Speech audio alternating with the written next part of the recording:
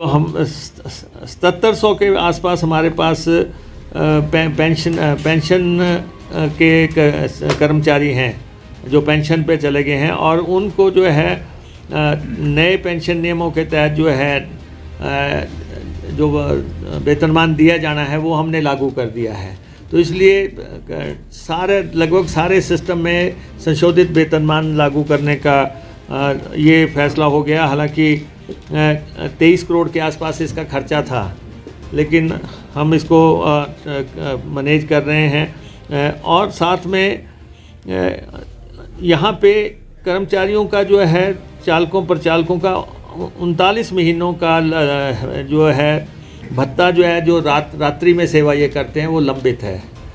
और हालांकि पिछली सरकार के समय का वो लंबित चल रहा है, और हमने इनसे कहा है कि सबसे पहले तो जब से हमारी सरकार आई है, जिस दिन से हमारी सरकार आई है, हम सैद्धांतिक तौर पे आपसे सहमत हैं कि हम आपको क्योंकि आप नाइट सर्विस चला रहे हैं और 24/7 भी ड्यूटी दे रहे हैं, जहाँ भी आपको भेजा जा रहा है निष्ठा से दे रहे हैं, तो हम शुरुआत कर रहे हैं कि जब से हम आए हैं कम से कम हम इनको जो है इनका रात्रि भत्ता या दूसरी डिमांड्स हैं जो पूरी कर सकें। अभी दो महीने का तो हमने पहले ही जारी कर दिया, बाकी का हम सैद्धांतिक तौर पे हमारी सहमति है, और इसके बाद हम मुख्यमंत्री जी से भी मिलेंगे, फाइनेंस डिपार्टमेंट से भी मिलेंगे, ताकि इसको हम हल कर सकें। कुछ मसला महंगाई भत्ते का भी इनका है, वो बातें भी हमने हल कर दी। सबसे बड़ा कदम हमने उठा दिया कि ये जो वॉल्वो माफिया या दूसरी माफिया बाहर से आ रहा था,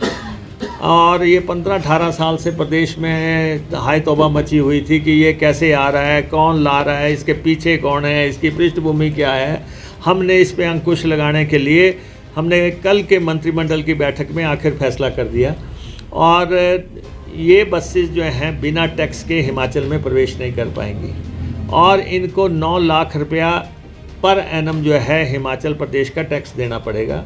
ये 200-250 के आसपास की बसें हैं और अराजकता से चल रही थी।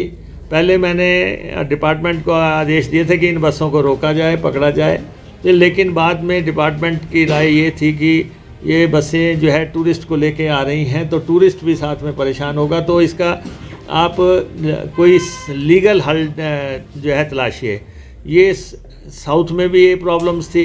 तमिलनाडु हाई कोर्ट का एक फ़ैसला आया था पे अंकुश लगाने के लिए हमने कल के मंत्रिमंडल की बैठक में आखिर फैसला कर दिया, और ये बसेस जो हैं बिना टैक्स के हिमाचल में प्रवेश नहीं कर पाएंगी, और इनको 9 लाख रुपया पर एनम जो है हिमाचल प्रदेश का टैक्स देना पड़ेगा। ये 200-250 के आसपास की बसें हैं और अराजकता से चल रही थी। पहले मैंने डिपार्टमेंट को आदेश दिए थे कि इन बसों को रोका जाए, पकड़ा जाए, लेकिन बाद में डिपार्टमेंट की राय ये थी कि ये बसें जो है टूरिस्ट को लेके आ रही हैं, तो टूरिस्ट भी साथ में परेशान होगा, तो इसका आप कोई लीगल हल जो है तलाशिए। ये साउथ में भी ये प्रॉब्लम्स थी।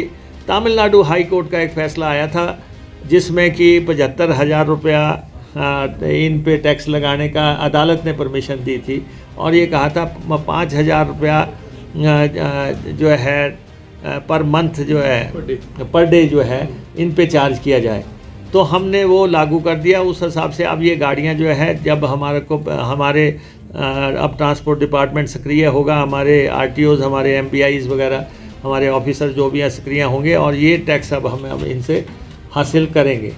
तो इसलिए और ये हमारे एचआरटीसी की सर्विसेज को भी प्रभावित कर रहे थे, क्योंकि एचआरटीसी को जो भी कुछ करना है, हमारी टिकट भी तय है, हमारी गाड़ी कितने बजे चलनी है वो भी तय है, हमारी गाड़ी का ऑडिट भी होना है, सब कुछ। हम एक नियम से, डिसिप्लिन से चलने वाले लोग हैं, जबकि ये जो है कभी भी अपनी गाड़ी जो है ओपन कर देते हैं कि फलां जगह को जा रही है, टिकट भी हाफ कर देते हैं, और इसलिए प्रतिस्पर्धा में जो है दिक्कत होती है। तो इसलिए उनको भी हमने कहा है कि रेगुलेशन से ही आपको हिमाचल प्रदेश में चलना होगा।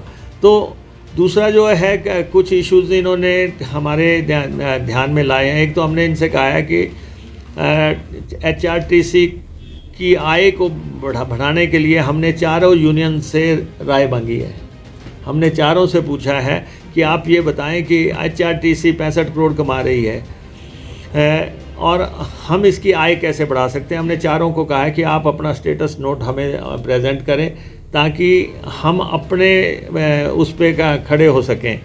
और इनका पक्ष भी है, इनका कहना है कि जो सुविधाएं हैं, जो रियायतें हैं कि HRTC सिर्फ कमर्शियली नहीं चलाई जा रही है।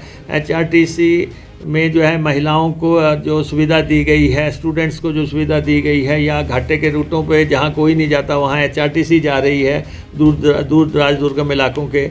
इसलिए सेवाएं जो हैं जो हम दे रहे हैं